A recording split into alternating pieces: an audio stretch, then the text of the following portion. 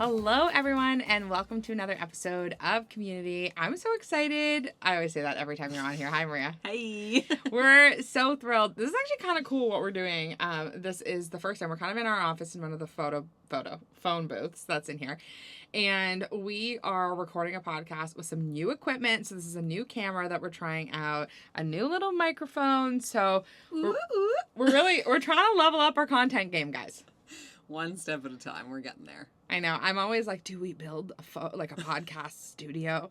And Maria's like, no, we don't. We don't do that. So we're about messy action over here, guys. We just slowly level up one little thing at a time. One little thing.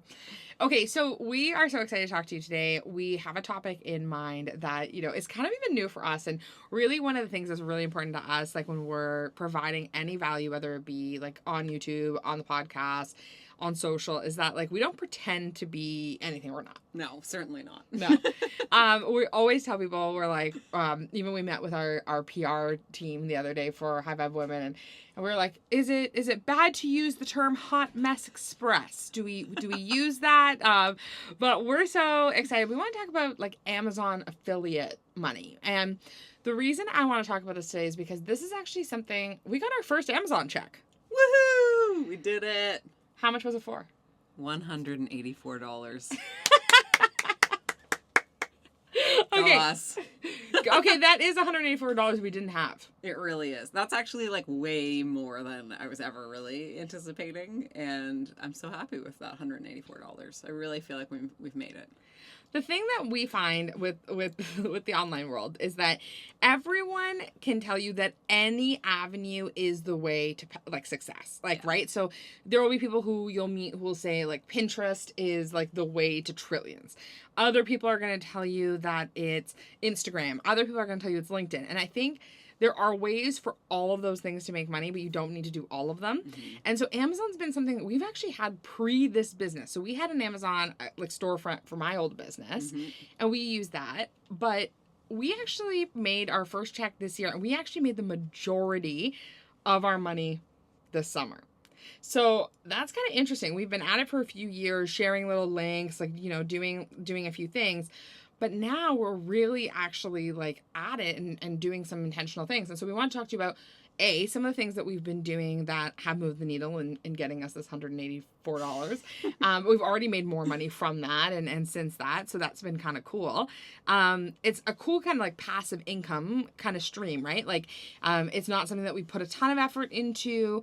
It's not something that we like think about a lot, mm-hmm. but it's been kind of a neat way to kind of share with our audience. So we wanted to share some of the things we tried that kind of changed things for us to make some money on Amazon. And then really kind of some of the stuff that we're going to like probably keep doing. And some of the stuff we're probably not going to waste our time doing much anymore. So yeah, I'll pass it to you, Mark.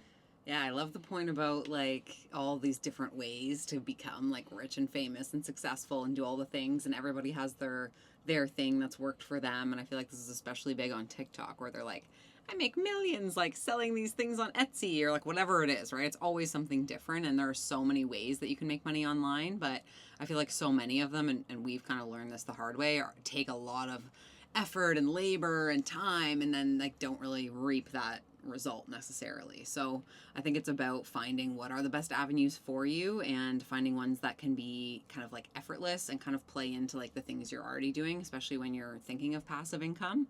I know for a while we like put a lot of like time and effort into Amazon, and really we're like, okay, like especially in Kristina's coaching business, like, okay, buy this book and here's this, and we're gonna do a book club and we'll send everybody the affiliate link for the book and that kind of stuff, right? And when we were really, I think forcing it and trying to like use it to make money is when it wasn't really giving back to us. Mm-hmm.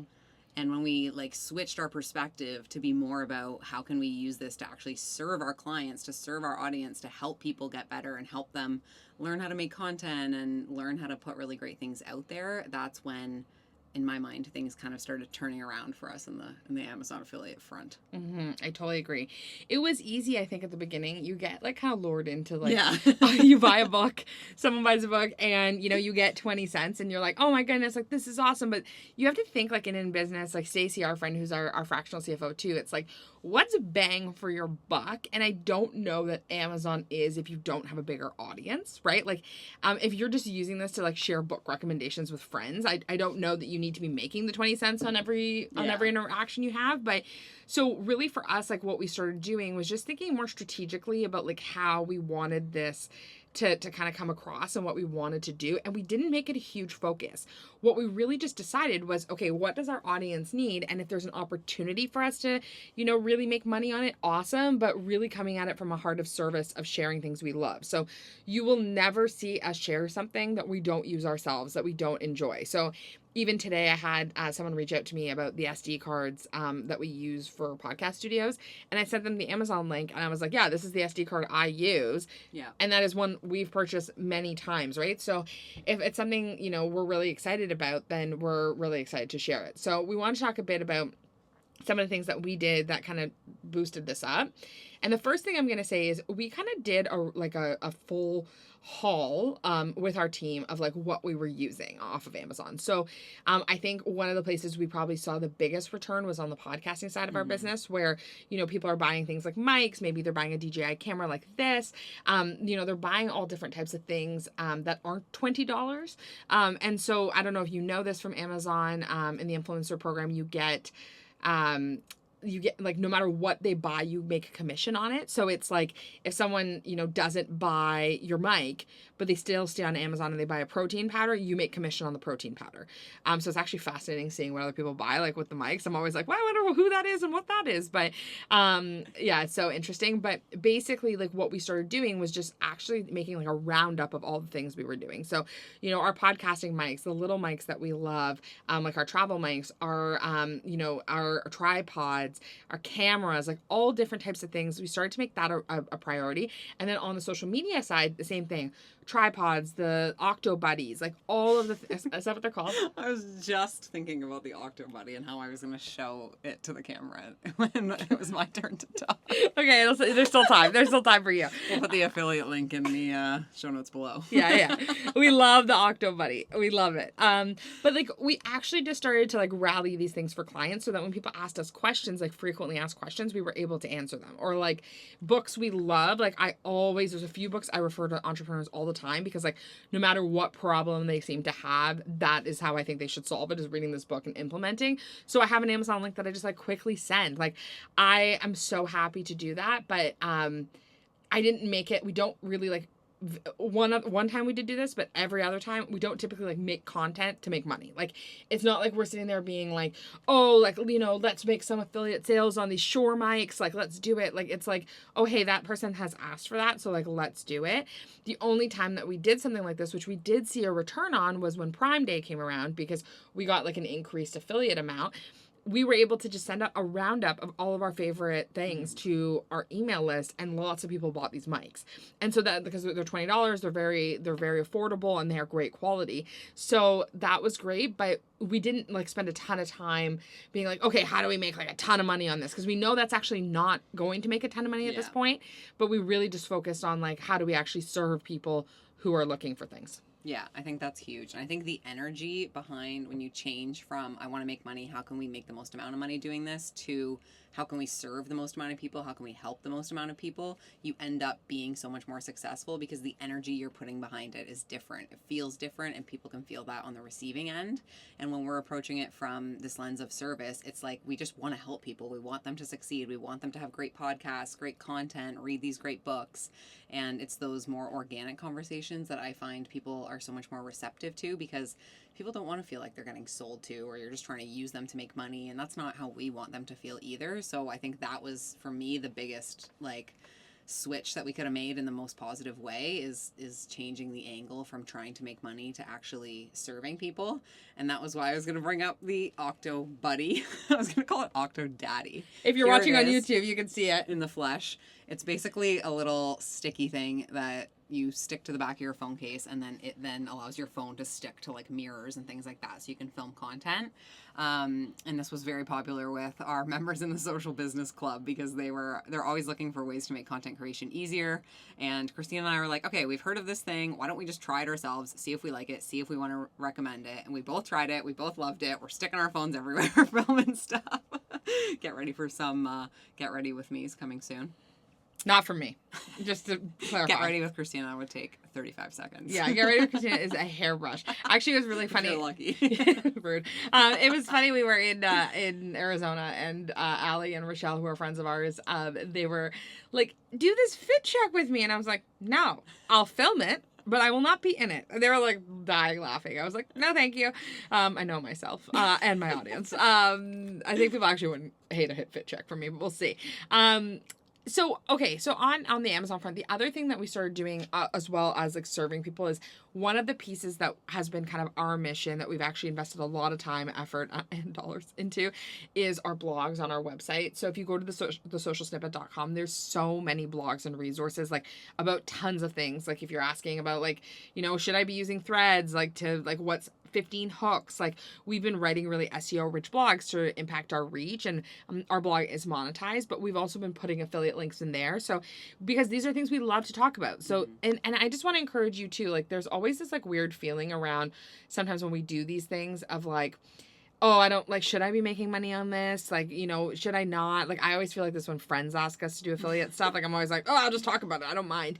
But with some of these things, there is no harm, and Amazon has the money to pay you. So there, this 20 cents they're going to give you for this mic, we made $20 on someone buying a mic, another little mic, and a protein powder. And like, so like very grateful to whoever did that. But Amazon has the money, so don't personalize it too much. But what I would really recommend is like finding ways to just integrate into things you're already doing. So blogs are a great example. If you're talking in your stories, so say you're talking in your stories. I did this recently, and I had like little under eye patches. I like love the Stella and Grace under eye patches, and I linked them, and like 80 people clicked the link. Like it was something nuts, wow. Right? Yeah. So it's like, and I'm like, these are under eye patches. Everybody has these, but people organic stuff though, right? That I think really translates with people.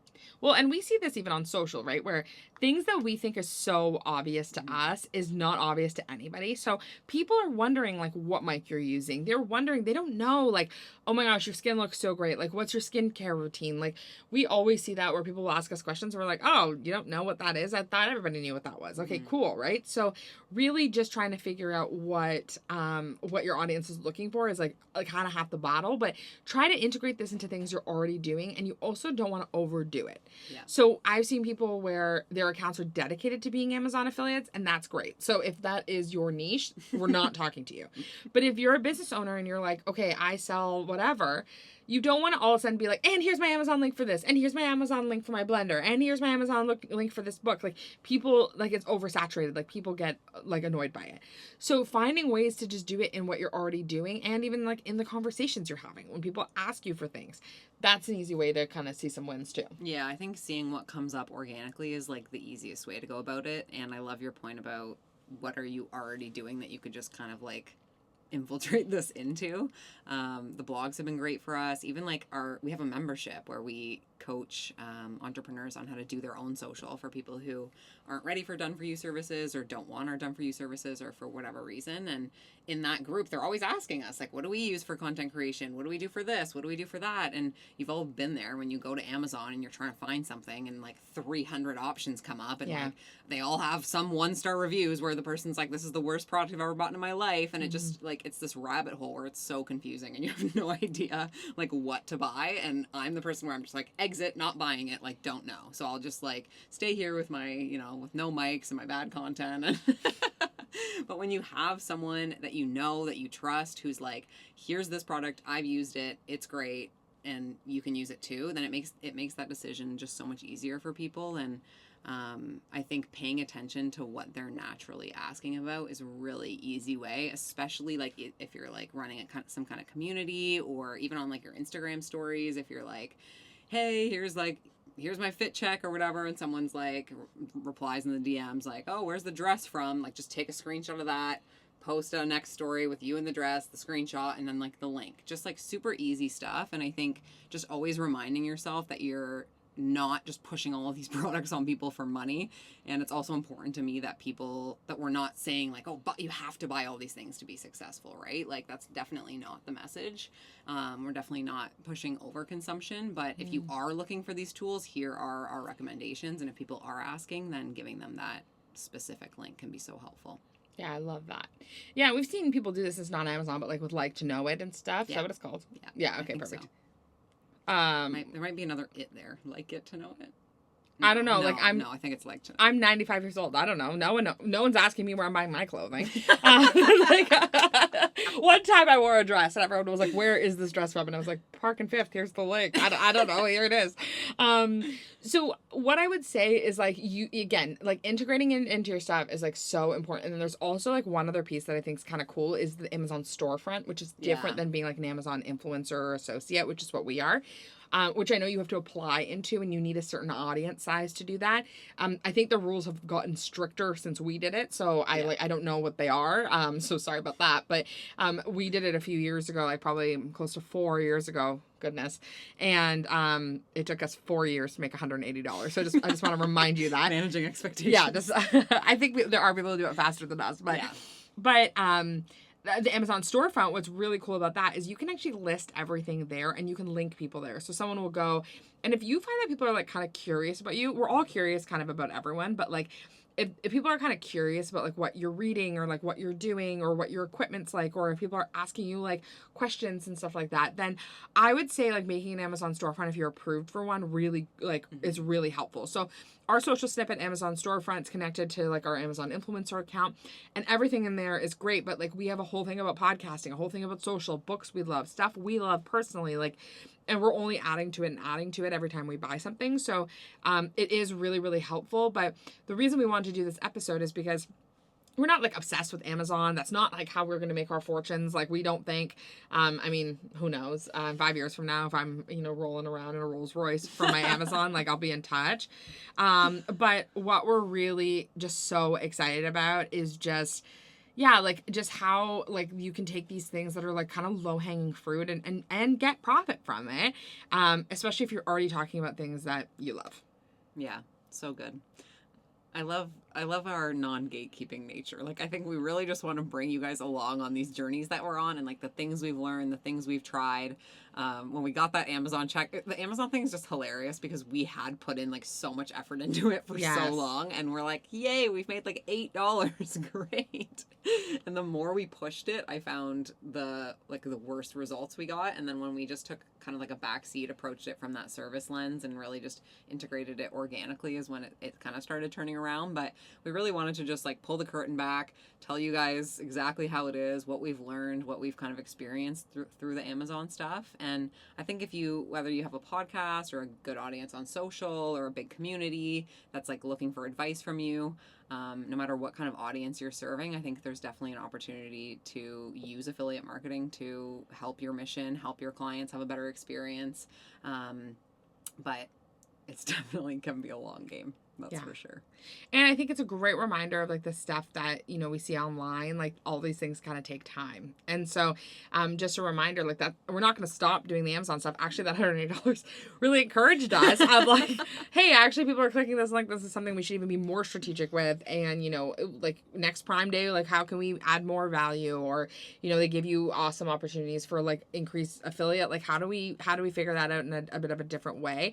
But we're not going to make it our life's work and hope that this is what brings us our riches. And so I think really just sometimes when we get this advice, it's remembering that it's really about the long game for some of these things, and your community are the people who are going to be buying from you. So how do you nurture them in a better, easier way?